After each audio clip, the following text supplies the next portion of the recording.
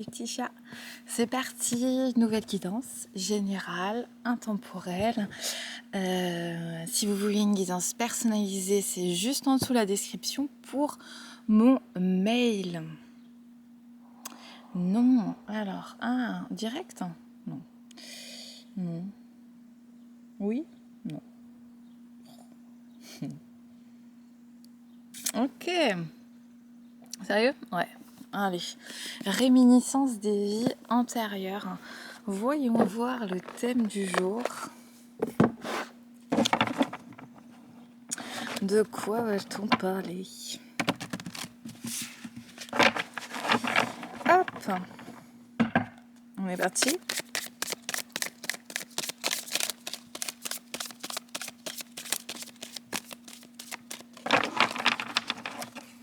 Alors, les années folles, médecin, infirmier, personnel soignant, la conquête de l'Ouest américain. C'est bon? Ouais. Et non. Non.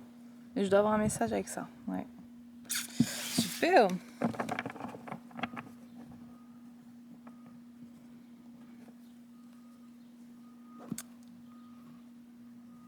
Hop, et ben on va aller voir la description. Les années folles. Hop, 20. Est-ce que je me demande... Ah voilà, 1929, c'est ce que je me disais. Ah voilà. Entre 1920 et 1929, ok. Après les honneurs de la Grande Guerre, les gens éprouvaient le besoin de se distraire et de profiter de la vie sans trop se soucier du lendemain.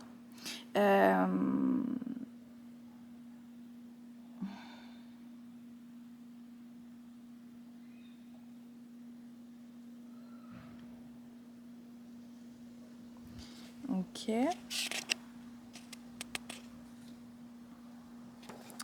Donc il y a l'envie en fait de profiter, de décompresser des moments difficiles. Il peut y avoir un attrait pour la danse, une danse festive par du Charleston, la musique jazz, le musical, ces ambiances-là. Et c'est caractérisé par l'émancipation féminine, mesdames. Donc les femmes ont commencé à se couper les cheveux pour faire évoluer le code de beauté. Donc là, le conseil, c'est de reconnecter aux danses festives comme le Charleston, t'intéresser à cette période de l'histoire, te libérer de ce sentiment de nostalgie des années folles. Ok. Donc peut-être là-dessus, l'envie en fait de se reconnecter à une énergie de joie, de danser, de décompresser après beaucoup de mouvements, beaucoup d'épreuves, beaucoup de prise de tête, voilà, se faire un petit peu un sas de décompression, se faire un sas de décompression par rapport en fait aux épreuves. Et là, dans médecin, infirmier, personnel, soignant, moi j'ai plutôt comme message de continuer en fait sur la voie de se soigner en fait, de ressentir à l'intérieur de soi un équilibre, une joie, continuer d'avancer en fait sur son cheminement personnel et partir en même temps à la conquête de l'Ouest, à la conquête de son rêve, à la conquête de ses envies, de ses de soi en fait aussi et de continuer en fait dans sa lancée. Donc là avec ces trois cartes, c'est prendre le temps de décompresser, de souffler, de trouver un espace en fait pour danser, amener de la joie, de la bonne humeur, d'apprendre à recevoir aussi des autres, tout autant que d'apprécier donner, et, et de continuer ce travail sur soi, pour découvrir en fait sa propre guidance intérieure, sa propre lumière, et partir à la conquête de ses rêves les plus fous. Si c'est un nouveau partenaire, se lancer un petit peu dans cette ouverture de cœur, préparer par des belles visualisations, porter dans son cœur le rêve que l'on a envie de porter, que l'on a envie de se voir matérialiser, si c'est un projet, une nouvelle passion, quelque chose qui nous tient à cœur. Donc c'est trouver aussi son équilibre entre son développement personnel, la vie sociale, sociétale, et en communauté, et ces moments de joie, de rien, de ce qu'on veut, avec aussi la réalisation de ses rêves. C'est comment trouver cet équilibre en fait, de parvenir à concilier tant sa vie matérielle, sa spiritualité, et sa vie aussi communautaire avec l'autre. Vaste programme, n'est-ce pas? Vaste programme. Allez, ok.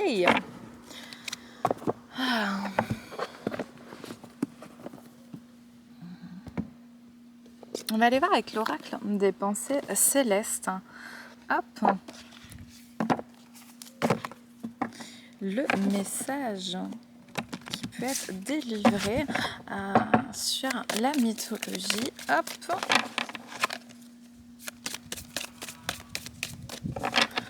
Ou d'autres pensées particulières. Amour. Amour, on voyait aussi la conquête de l'Ouest avec ses énergies d'amour. Qu'est-ce qui vous tient à cœur? Et peut-être êtes-vous à la recherche du grand amour. Amour. Là, ce qui est intéressant, c'est de voir qu'il a les ailes de l'ange, et elle porte l'auréole. L'amour donne des ailes. Bon, c'était une publicité là pour Red Bull, je crois. Et c'était pas l'amour. C'était leur marque qui donne des ailes, mais bon. Très bien. Alors, la pensée céleste, l'histoire d'Eros et de Psyché, et à l'image de notre idée de l'amour. Nous avons souvent tendance à souhaiter que notre partenaire ait des actions que nous avons au préalable imaginées. Et parfois, nous nous en retrouvons blessés car il ou elle n'a pas eu la réaction attendue. La leçon la plus difficile à accepter est celle de l'amour, mais surtout l'acceptation que les attentes qui en découlent ne se réaliseront malheureusement pas toujours. Notre imagination est le fruit d'un nombre immense d'informations récoltées par notre cerveau qui les a stockées au fur et à mesure. Ces informations sont déclenchées et mises en œuvre lors de situations de rêverie, d'imagination. Quand arrive une position d'attente face à notre partenaire. Cette leçon est aussi la plus belle de toutes, car en acceptant que l'autre ne t'apporte pas toujours ce que tu imagines, tu apprendras à lâcher prise, à profiter de chaque instant, et surtout, tu seras surprise lorsque ton ou ta partenaire aura cette réaction, action ou demande que tu avais imaginée depuis toujours. On ne peut changer la personne avec qui l'on partage sa vie. On ne peut la façonner à notre image, sans prendre en compte ses états d'âme et sa façon de fonctionner. La carte amour t'apporte le message le plus puissant de ce jeu. Tu dois apprendre et comprendre que la personne face à toi rêve aussi, qu'elle aussi a des attentes et une imagination débordante, différente de la tienne. Cela dit, on ne peut être égoïste à deux. Il faut alors apprendre à reculer d'un pas pour pouvoir tendre la main vers le lâcher-prise et laisser la vie apporter son lot de surprises. Votre amour n'en sera que plus grand, votre compréhension de l'autre plus vaste, et vous entrerez dans une harmonie sublime. Donc là, en fait, ça nous parle, oui, des attentes que l'on peut avoir. Hein. L'amour, hein, ça peut être l'amour avec notre partenaire, ça peut être l'amour familial, hein, l'amour avec nos amis, peu importe, en fait, quelle forme d'amour, hein, ou l'amour avec soi-même. Peut-être que parfois, on a aussi des attentes envers nous-mêmes, hein, d'arriver à faire quelque chose, d'aller plus vite, hein, de comprendre davantage de choses, peu importe quelles sont les attentes. Et en fait, c'est de pouvoir lâcher prise sur les situations, sur les gens qui nous entourent et aussi sur nous-mêmes pour aller vers la voie de l'amour inconditionnel. Je t'aime même si tu ne correspond pas à l'image que j'aimerais que tu sois. Je t'aime, même si parfois tu ne réponds pas à mes propres besoins, à mes propres projections. Et je m'aime, même si parfois je ne suis pas celle que je voudrais être, celle et la personne. En fait, cet idéal, c'est l'idéal que l'on se fixe de nous-mêmes et des autres, si ça ne correspond pas à la réalité, c'est comment en fait apprécier l'instant présent, apprécier ce qui est, sans pour autant émettre une projection spécifique sur les situations et les personnes. Vaste apprentissage que le lâcher-prise. Ok, on va aller voir avec divination des temps anciens, un petit peu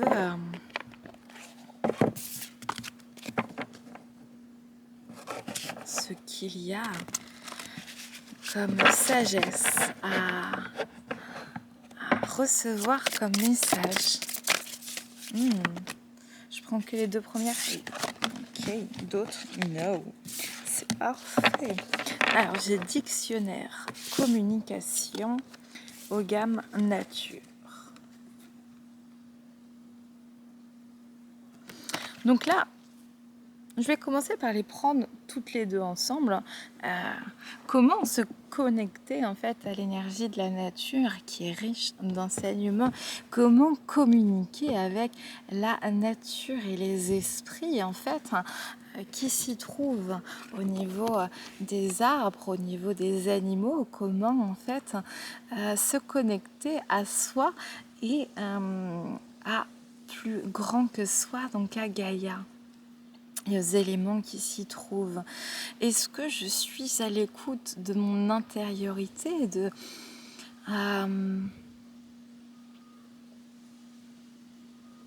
ce qui m'entoure et du rythme de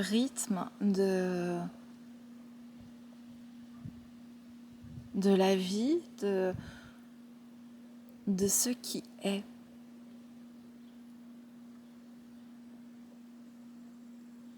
Là, quand on met ensemble les deux. Maintenant, séparément, avec dictionnaire communication, quel est mon mode de communication? Comment j'arrive à communiquer avec l'autre? Comment je peux me mettre dans une posture d'ouverture face à la réalité de l'autre? Pouvoir faire preuve de compréhension, de compassion, d'empathie face aussi aux réactions qui ne rentrent pas toujours en concordance avec les réactions que je peux attendre d'une personne que j'aime? Comment moi-même je communique avec ma propre personne? Suis-je trop exigeant parfois avec moi-même? Donc s'interroger en fait, quel est mon rapport avec la nature, quel est mon rapport avec moi-même et quel est mon rapport avec la communication. En fait, c'est comme si la nature avait son propre langage. On voit en fait avec les cicatrices de l'arbre des messages codés, c'est l'alphabet ogamique. Et finalement, la nature a son propre langage, nous avons aussi le nôtre, et comment concilier en fait la communication quand nous ne parlons pas tout à fait le même langage, que ce soit en fait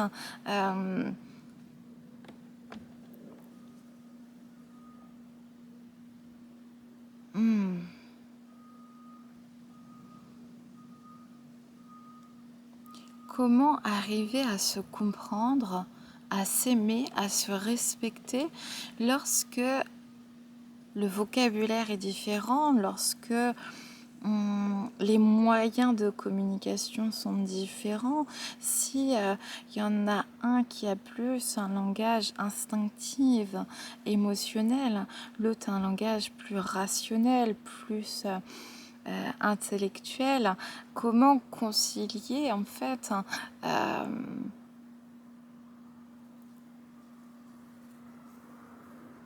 ces deux terroirs, ces deux parties qui peuvent paraître parfois inconciliantes, inconciliables. Et finalement, comment faire pour que puisse se résonner en nous une prise de recul sur les mots employés, sur l'énergie déployée et se focaliser plutôt sur notre état naturel.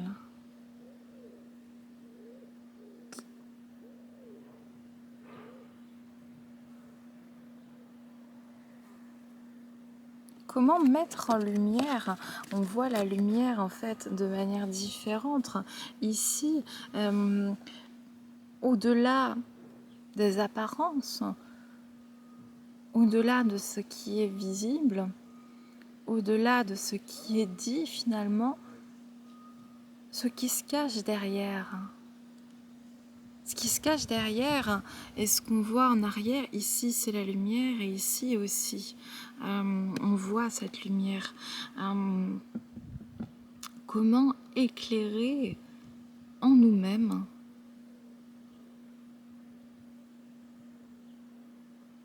ce qui a pu être entendu, ce qui a pu nous blesser aussi en termes de paroles, en termes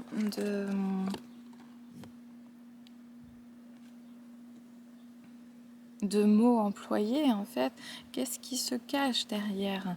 Est-ce plutôt de la peur? Est-ce de l'incompréhension, de l'inquiétude, des carapaces émotionnelles? Est-ce de la frivolité, de la légèreté? En fait, regarder et de pouvoir un petit peu se mettre à la place de la personne, de la situation, se connecter au ressenti en fait, à la place de l'autre, pas comment j'aurais pu réagir, mais plutôt de se dire avec les moyens de l'autre, comment je peux comprendre en fait que l'autre puisse réagir ainsi.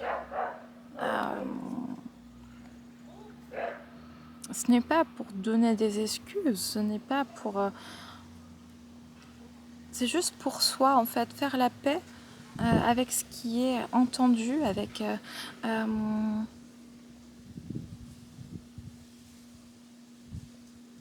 avec ce qui peut nous blesser en fait à l'intérieur, de se dire avec les moyens que la personne a sur le moment présent,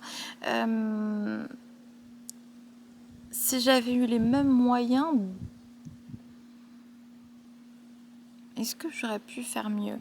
C'est un peu, un petit peu l'idée de la chanson de Goldman. Aurais-je été meilleur ou pire que ces gens si j'avais été allemand? D'avoir ce côté humble, de se dire à la même place, avec les mêmes connaissances, avec le même chemin de vie, cette réalisation et ces compréhensions. Est-ce que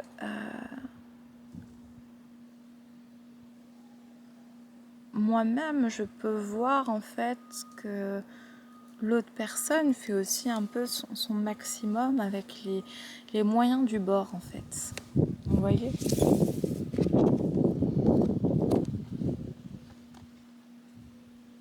Donc on essaye tous de faire au mieux à l'instant T.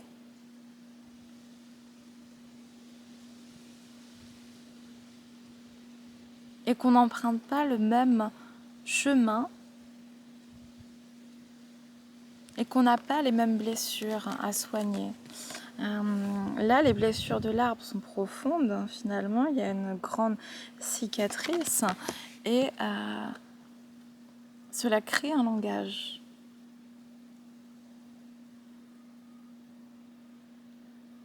Et nos blessures créent des masques qui créent aussi un langage.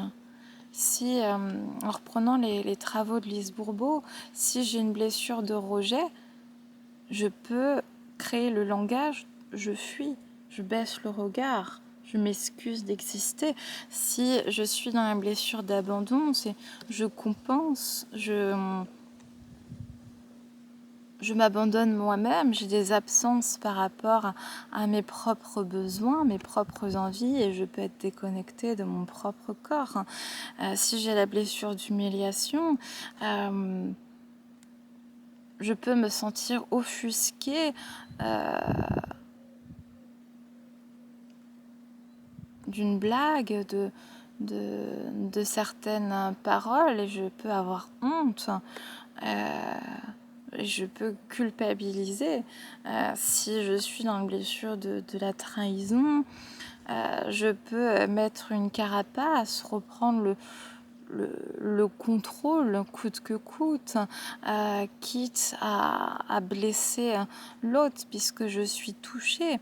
Et si je suis dans la blessure d'injustice, je peux rigidifier mon système, me faire de glace et finalement blesser aussi par mes propos qui peuvent être déconnectés du cœur et être assez glaciales. Donc c'est de se dire en fait, qu'est-ce que ça provoque chez moi, ce type de mots, ce type de comportement, et dans le même temps, si je me mets à la place de l'autre, qu'est-ce que pourrait lui aussi être induit chez lui comme blessure, comme réactivation? Est-ce que chacun ne fait pas de son mieux avec ce qu'il a sur l'instant T, avec ses blessures et ses failles? En fait, c'est plutôt l'idée de ne pas prendre personnellement les choses,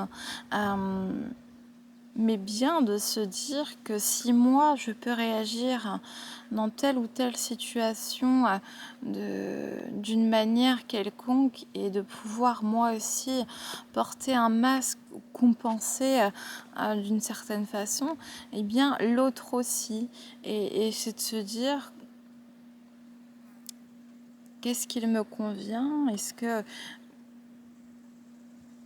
j'ai envie finalement de réparer la situation? Est-ce que j'ai envie de communiquer? Est-ce que j'ai envie de m'ouvrir? Ou au contraire, est-ce que j'ai envie de laisser les choses ainsi, accepter la situation telle qu'elle est, continuer moi-même mon chemin, et en acceptant qu'on n'a pas le même chemin, et que si on voit que la communication aussi est fermée, si on voit que les cicatrices sont trop profondes de l'autre côté, lâcher prise aussi ne pas jouer spécifiquement au sauveur, laisser les choses ainsi, un peu en statu quo, et continuer de communiquer avec soi, couper si on a envie de couper, si on le peut, du moins énergétiquement.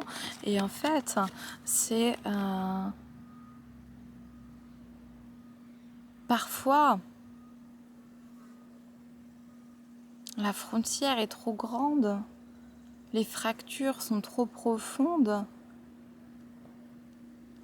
et il n'y a pas la volonté de réparer ce qui a été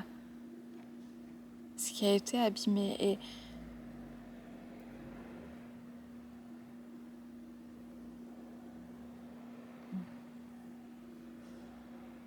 en cuisine, on voit par exemple que l'huile ne se mélange pas avec l'eau. Et en fait, on peut faire tout ce qu'on veut, en fait. Le mélange ne se fera pas, c'est chimique. Et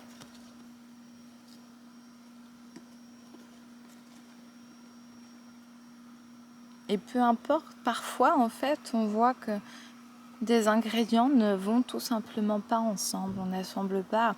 On va reprendre le sketch de Blanche Gardin avec le carré qui veut rentrer dans un rond. Je ne sais plus totalement son image, mais en tout cas de se dire, quand on est petit, on essaie de faire rentrer le carré dans un rond, et non, ça ne fonctionne pas. Et donc parfois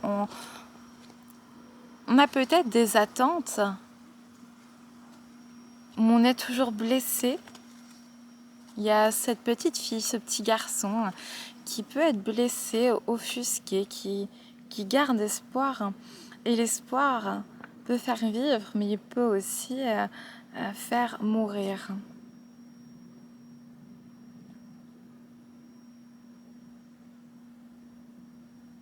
Comment en fait parier sur nous-mêmes quand la communication est brisée?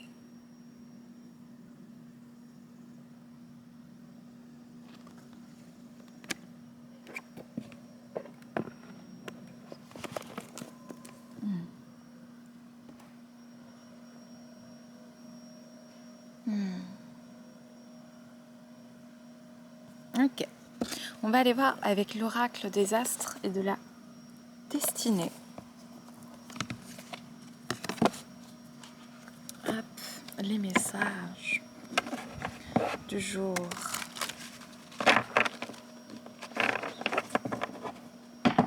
On est parti?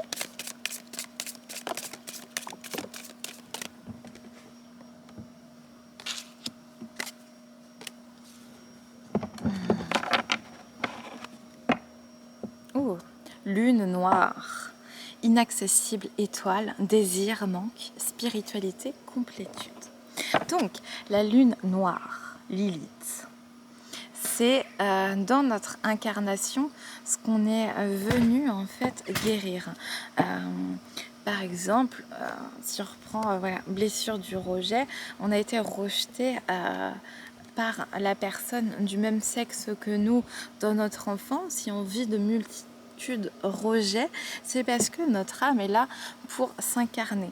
Regardez, pourquoi pas, dans votre thème astral, il y a ça sur internet, où est située votre lune noire dans votre thème. Par exemple, moi, c'est la blessure du rejet en lion. Donc le lion, c'est le côté rayonnant. Donc ma blessure principale, le rejet, le lion qui est mon ascendant et ma lune noire est dans mon ascendant, et ben quand je rayonne, je peux ressentir cette blessure du rejet, qui est ma blessure principale de ma première incarnation, quand finalement il y a cette situation qui me ramène à ça. Donc Donc ça, c'est l'histoire de mon incarnation, de comment aller vers mon lion, comment aller vers ma rayonnance intérieure, tout en acceptant ce sentiment de rejet, ou les rejets que je peux avoir sur le chemin, et où j'en suis au fur et à mesure que je peux avancer sur mon chemin vers ma réalisation personnelle, cette mise en scène. Et Shakira, quand on reprend son thème astral, elle avait Chiron en maison 1. Donc pareil, une blessure, sa blessure primordiale dans sa première maison. Et donc, c'est dans son incarnation comment je peux aller vers ma réalisation en étant ancré, intégré et émotionnellement stable. Là, c'est aller chercher en fait dans sa lune noire, voir quel signe y est et se demander avec ce signe, comprendre en fait, se dire ok, si, ben, regarder les caractéristiques de ce signe et voir si c'est en verso. Là on voit audace, innovation, liberté, singularité. Si mon signe est en verso et que je vois ma ligne noire en verso, ok, je comprends mieux pourquoi j'ai du mal à être plus singulier avec autrui, pourquoi j'ai du mal à être intégré dans un groupe. Et ça, c'est quelque chose d'intéressant, de conscientiser comment ça se fait que je peux en fait être touchée à l'intérieur de moi dans ma pleine réalisation. Et ça, l'astrologie aide beaucoup à conscientiser et en fait à voir après, à être plus empathique, plus conciliant, plus compatissant envers cette partie blessée de nous-mêmes et comprendre pour continuer de cheminer et d'avancer vers ce à quoi nous tendons. Donc, quand on parle d'inaccessible étoile, au début, on est dans ce désir, dans ce manque, et comment aller en fait chercher notre spiritualité, notre complétude à travers en fait notre propre histoire, notre propre incarnation et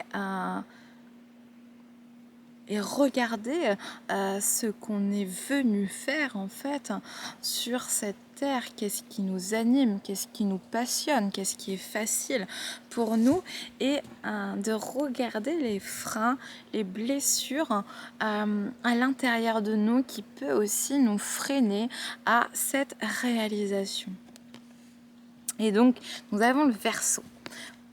Audace, innovation, liberté, singularité. Est-ce que je suis dans cette ouverture intellectuelle, spirituelle, innovante? Le Verseau est le signe le plus original du signe du zodiaque. Il a vraiment un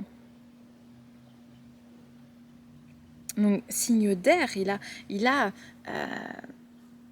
cette liberté de penser, de s'exprimer, d'être donc comment se connecter en fait à cette énergie d'audace, d'innovation, de liberté, de singularité dans sa propre nature, dans sa propre façon d'être.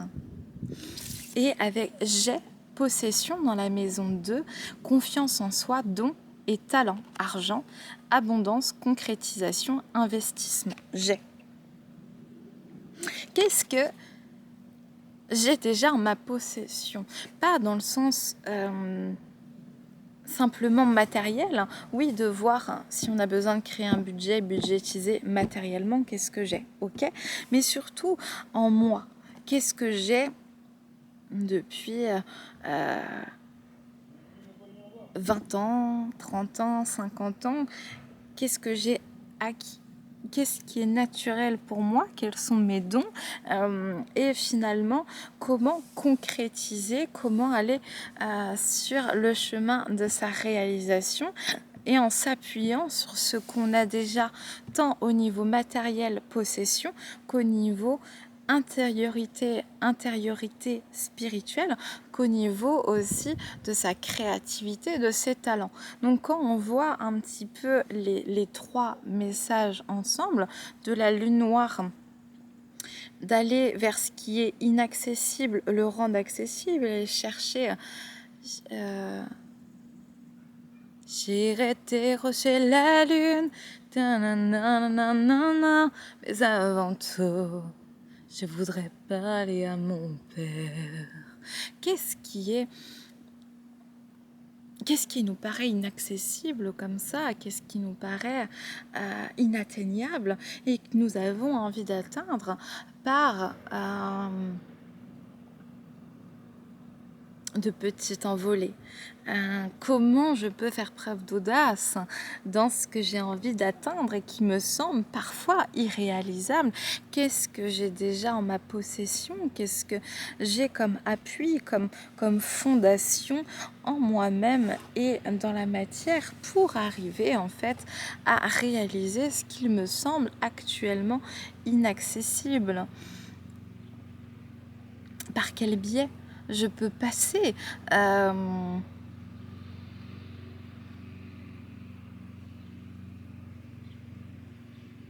pour aller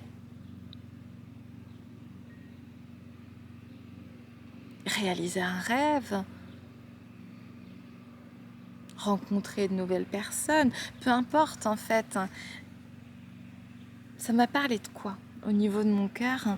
De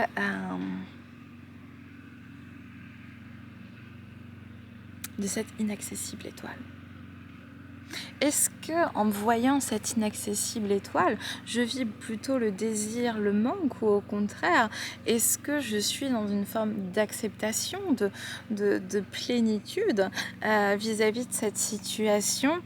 Et comment finalement je peux me sentir libre face à cette situation et voir que l'abondance finalement, qu'est-ce que j'ai déjà comme forme d'abondance, qu'est-ce que j'ai déjà réalisé, qu'est-ce que j'ai déjà acquis en moi-même, et comment continuer de cultiver ce que j'ai déjà pour aller plus loin. Comment être satisfait de là où je suis maintenant, à l'endroit où je suis, et dans la situation dans laquelle je suis et je vibre à l'instant T, tout en créant en fait pour aller plus haut, dessiner des souvenirs, aller plus haut, se rapprocher vers l'avenir. Elle explique finalement: je n'ai jamais suivi vos routes, j'ai voulu tracer mon chemin pour aller plus haut.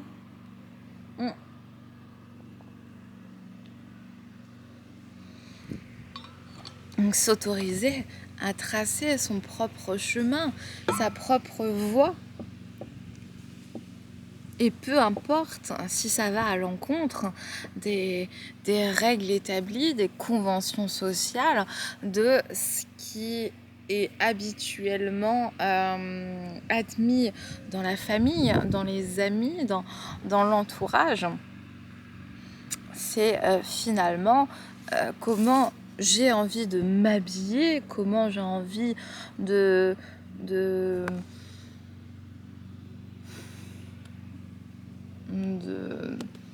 me colorer les cheveux, comment j'ai envie sur mon orientation sexuelle de vivre ma sexualité, comment j'ai envie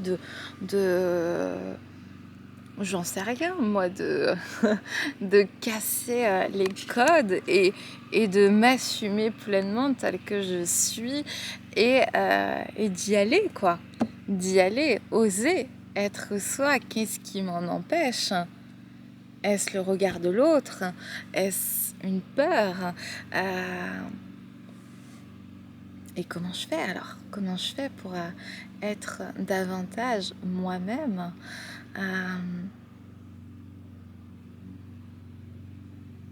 Et prendre confiance pour arriver à montrer qui je suis et aller décrocher la lune. Ok. Sympa les messages du jour. Alors. Ok. Flamme jumelle. Allez. Flamme jumelle et autres relations karmiques.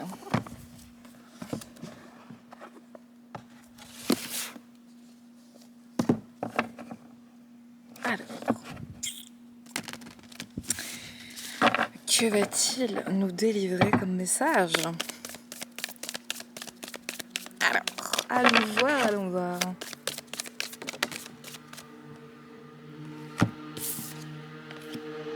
Relation inachevée, famille de cœur.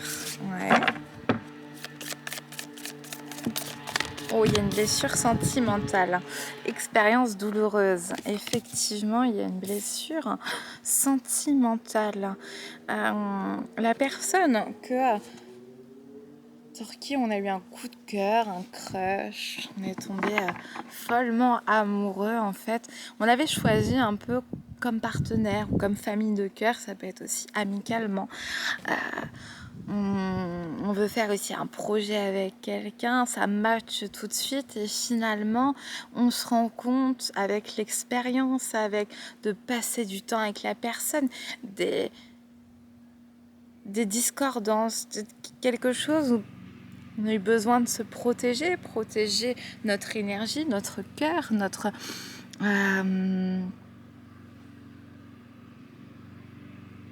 Et finalement, on reste un peu sur notre fin. La relation, avec le côté relation inachevée, ouais, ok, on est obligé de couper. Mais en fait, ça nous fait mal. Parce que il y avait quelque chose d'intégré dans notre cœur. Donc, on est obligé de faire une étape de deuil.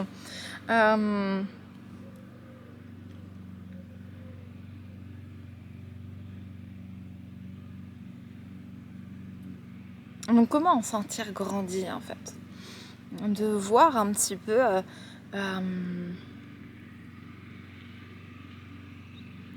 j'aime bien dire je préfère être seule ou bien accompagnée.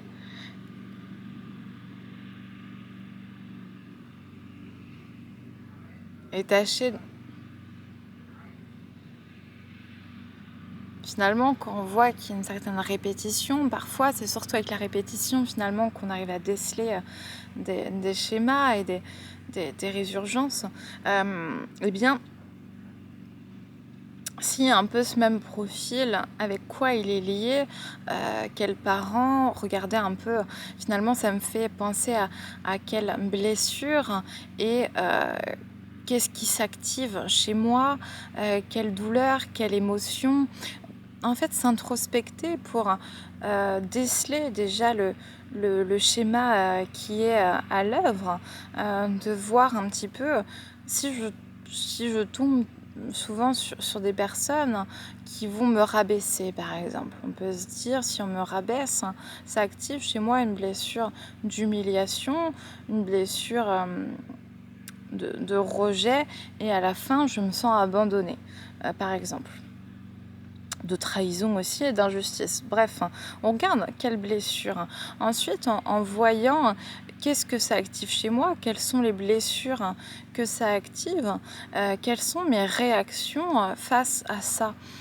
ça paraît assez intellectuel hein, comme travail, et c'est d'abord ce travail de conscientisation de quelles sont mes émotions, en fonction de mes émotions, quelles sont les réactions que je peux avoir, hein, quelles sont les pensées que je peux penser. Quelles sont mes pensées sur moi-même, sur les autres, quelles sont mes projections envers moi-même, envers les autres, et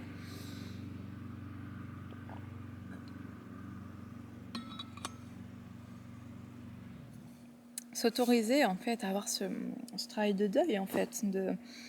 C'est l'expérience la plus douloureuse sur Terre, c'est d'ouvrir son cœur et finalement de voir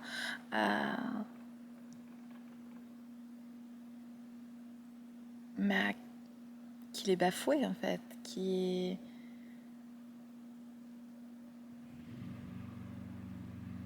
qu'on met un lien de confiance sur quelqu'un, qu'on se confie à la personne, on a nos propres rêves, nos propres projections, et finalement tout ça part en fumée. Il y a une perte d'ancrage, il y a une perte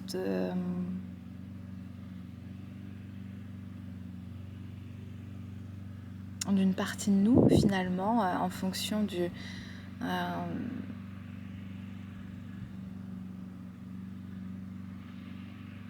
degré d'intimité, en fonction de l'ouverture du cœur que l'on a et de sa sensibilité.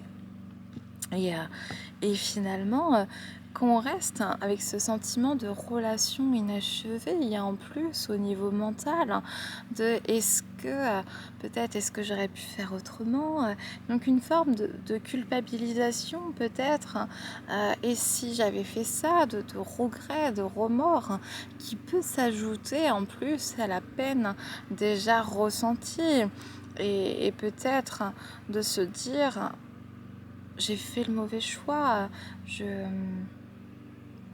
ou je mérite bien ce qui m'arrive. Observer en fait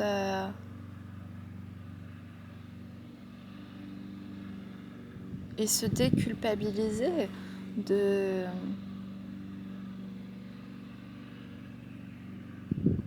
soit d'avoir fait des erreurs, d'avoir perdu un être qui nous est cher, et se demander est-ce que une prochaine fois je peux mieux me protéger, si j'avais décelé en fait quelque chose, hein, si mon intuition m'avait dit finalement ben n'y va pas, et ensuite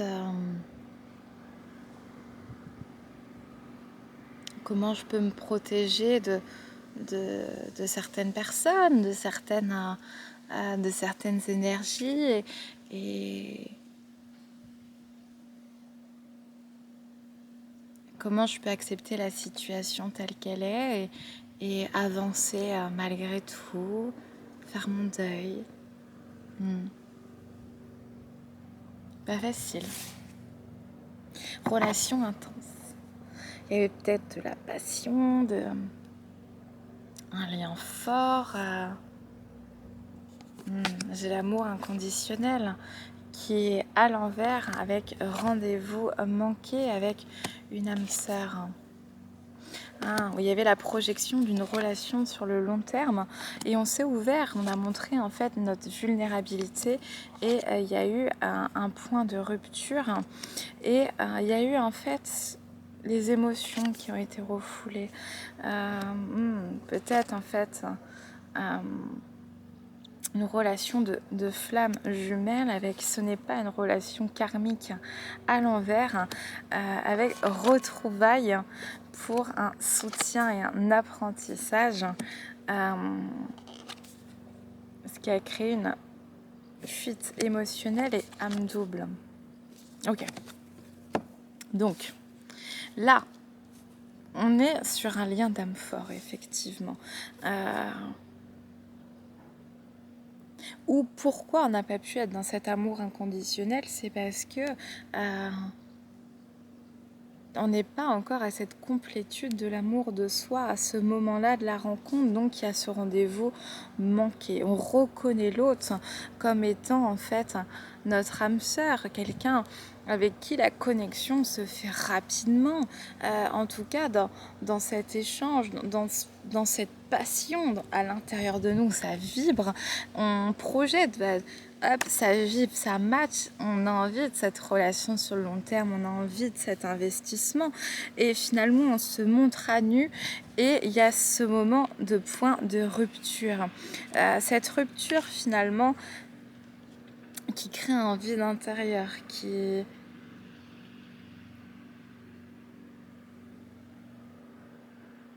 une déchirure.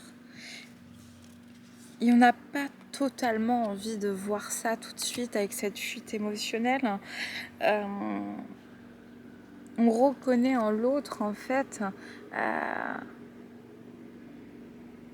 notre moitié, dans le sens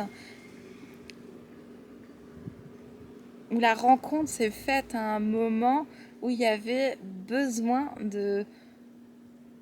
d'une ouverture, de quelque chose qui éclore en nous. Et flamme jumelle, ce n'est pas une relation karmique à l'envers, donc ça veut dire que cette personne, il y a déjà eu des rencontres dans d'autres vies, des retrouvailles dans d'autres vies, et en fait c'est un contrat d'âme pour se soutenir et apprendre. Donc quand nous faisons un contrat d'âme, d'âme à âme, c'est un accord tacite parce que nous venons apprendre sur Terre le pardon, l'amour inconditionnel, et comme nous sommes dans un système matériel empreint de dualité, et bien finalement on a besoin d'expériences douloureuses pour pouvoir s'ouvrir à nous-mêmes, pour pouvoir avancer et cheminer ensemble.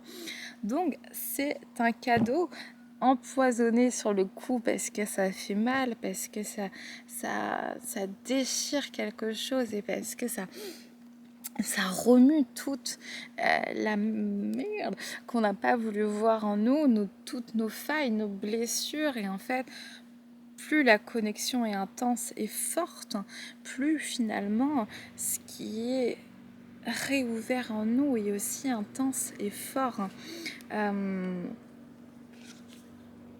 En fait, c'est réalisation de soi, elle est à l'envers aussi.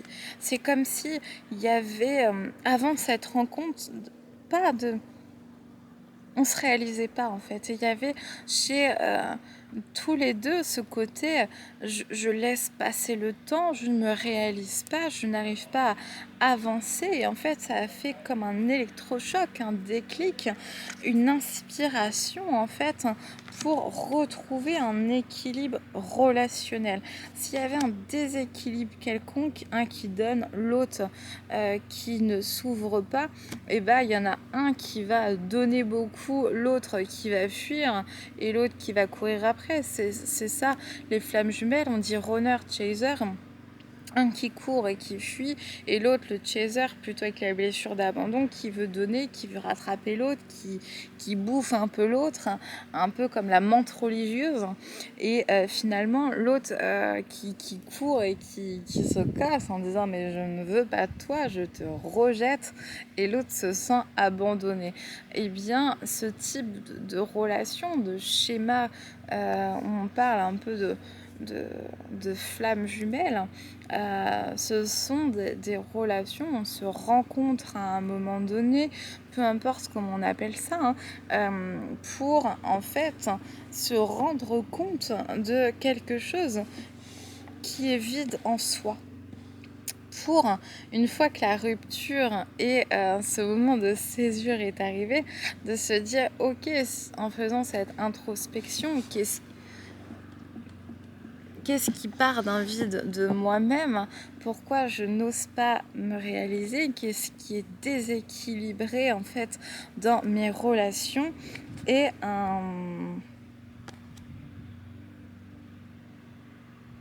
il y a un message, je continue?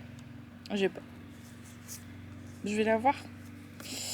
Ok, là c'est bon, ouais.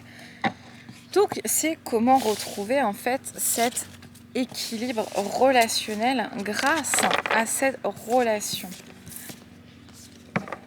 Qu'est-ce qui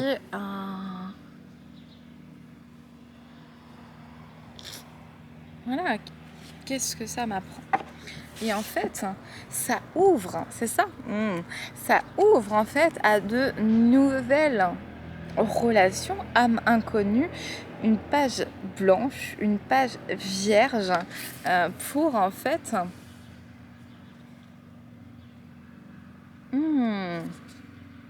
ok, c'est ça, avant, ouais. Et avant en fait de pouvoir rencontrer et de pouvoir en fait avoir accès à d'autres personnes, il y a des promesses karmiques bloquantes.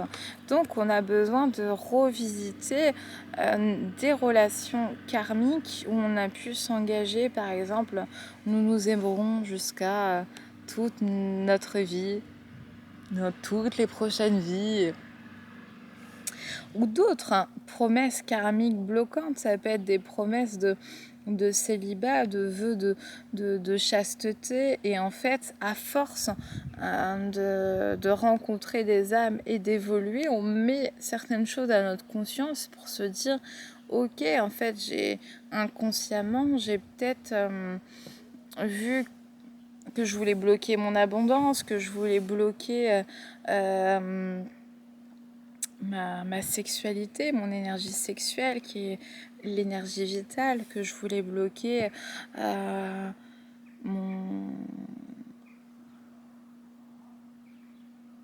que j'étais dans une forme d'auto-sabotage en fait relationnel. Regardez en fait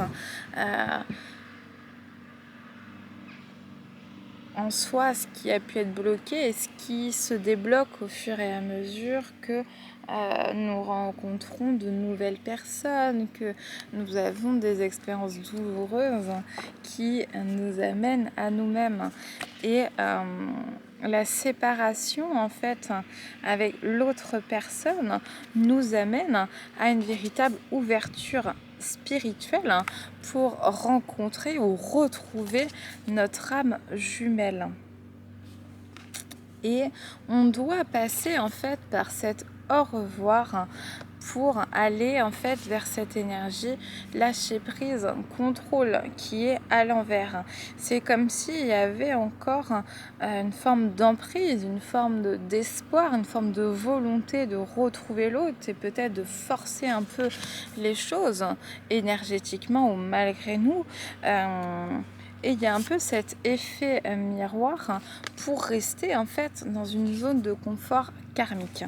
Donc, c'est-à-dire que on a l'habitude d'être dans un certain schéma, dans une certaine place qu'on nous avait mis dans notre famille. Par exemple, il y a le rigolo de service, il y a la folle du village, la troisième roue de du carrosse, le vilain petit canard, l'enfant choyé, l'enfant prodige, peu importe en fait quel rôle.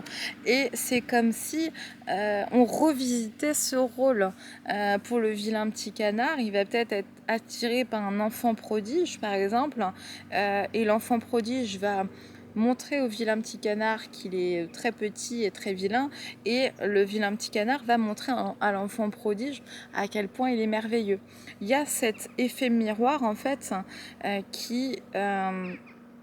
où chacun est dans son rôle, chacun est dans son masque. S'il y en a un qui manque de confiance en lui, et donc qui a un complexe d'infériorité, l'autre qui manque tout autant de confiance en lui avec un complexe de supériorité, ils se mettent ensemble pour se dire moi je vais me sentir inférieur par rapport à toi et l'autre je vais me sentir supérieur par rapport à toi. Et en fait il y a ce déséquilibre relationnel et c'est un moment en fait de pouvoir mettre en lumière ce côté déséquilibré et ce côté je reste dans le rôle qui m'a été attribué quand j'étais petit et peut-être que j'ai revisité dans d'autres vies et que je dois revisiter maintenant pour pouvoir transcender ce schéma, pour pouvoir transcender le rôle qui m'a été donné à ce moment-là de ma vie. Et trouver en fait son ancrage. Voilà. Autre message. On continue. Allez. Trouver en fait, c'est un moyen de trouver son ancrage émotionnel, se retrouver soi en fait, et avec une âme passionnée.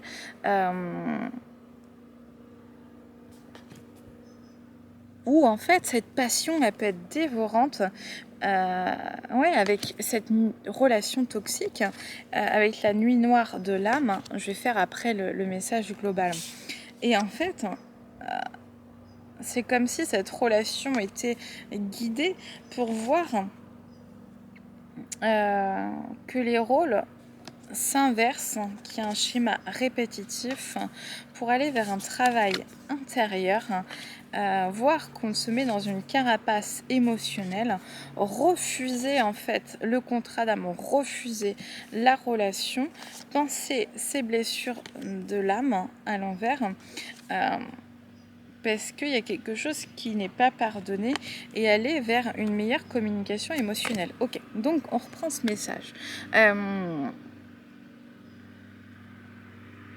En fait, de voir cette relation, elle permet en fait de retrouver son ancrage émotionnel. Donc qui je suis, comment je vibre, quels sont mes besoins, mes envies, mes passions, qui suis-je, comment je me présente au monde, etc. Et en fait, cette passion dévorante qu'il y a pu y avoir se transforme en toxicité parce qu'il y a peut-être une emprise psychologique avec l'un qui veut prendre le pouvoir sur l'autre et l'autre qui essaye de lutter pour garder son pouvoir et finalement qui n'y arrive pas. Donc ça plonge les deux dans une forme de nuit noire de l'âme. De pourquoi ça se répète, pourquoi dans mes relations je vis un peu ce déséquilibre, ce schéma, et ces relations sont guidées en fait pour regarder l'autre qui a un comportement inversé au nôtre. Si par exemple je donne énormément, de voir que l'autre est vraiment radin. Si je manque vraiment de confiance en moi et je me sens inférieure, voir que l'autre se place en position de je suis le tout, et regarder en fait comment se place l'autre et comment je me place moi-même, et de voir en fait que dans mes relations, je répète un peu ce schéma-là pour aller vers ce travail intérieur, ce rééquilibrage en soi et pour soi, et sortir de sa carapace émotionnelle si je n'ose pas être moi, ou si au contraire je me carapace en me protégeant et en mettant une armure de combattant. Finalement, je ne peux pas honorer en fait pour l'instant ce contrat de flamme jumelle, d'âme jumelle, ces contrats en fait karmiques qui demandent en fait d'être vraiment centré en soi, d'être bien en soi, d'être sur ses appuis. Et là au contraire, je suis plutôt blessée dans mes blessures d'âme, dans ma blessure de rejet, d'abandon, d'injustice, d'humiliation, peu importe. Et finalement, je ne suis pas encore dans cette énergie du pardon, puisque j'en veux à la personne, j'en veux à la situation, et ça invite à communiquer émotionnellement en ouvrant mon cœur sur mes propres besoins, sur mes propres envies, sur comment j'ai envie de me réaliser, et sur ce que je suis, ce que je vibre, et de reprendre un peu de ma valeur personnelle, de mon estime personnelle, reprendre confiance en soi, et de rester ancré en nous-mêmes.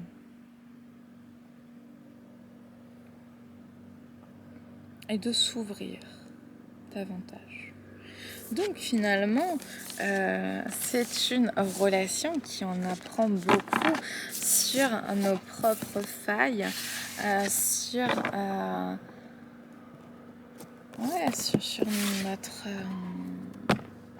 sur ce qu'on a en fait à régler au niveau des blessures de l'âme. On va terminer par une petite carte de méditation avec la galerie céleste pour redescendre tranquillement de ces énergies là qui étaient puissantes aujourd'hui. Hop, ce sera celle-ci avec Tara, la déesse de la compassion.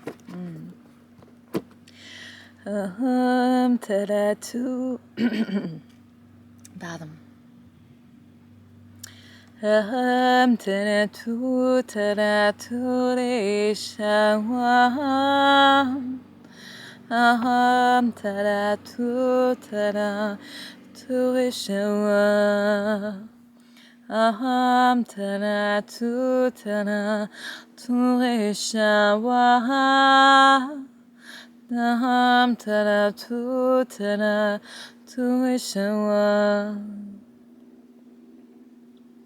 Né d'une unique larme, du Bodhisattva de la compassion, la grande Tara est connue comme celle qui sauve.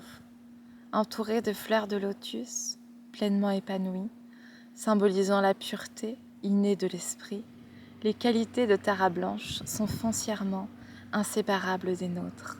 Sa bienveillance aimante reflète un altruisme inné qui surgit spontanément de la reconnaissance de notre unité avec toute la création. Libérez-vous des pensées égoïstes, soyez courageux et agissez avec altruisme et sagesse pour les bénéfices de tous les êtres. C'est la prescription la plus sûre pour une vie longue et épanouissante. Bienveillance aimante.